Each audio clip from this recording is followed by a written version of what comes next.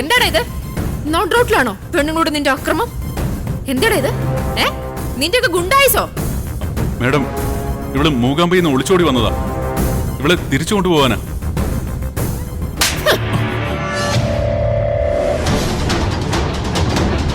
ഒളിച്ചോടി വന്നതാണെന്ന് നിന്റെ അടുത്ത് ആരാടാ പറഞ്ഞത്?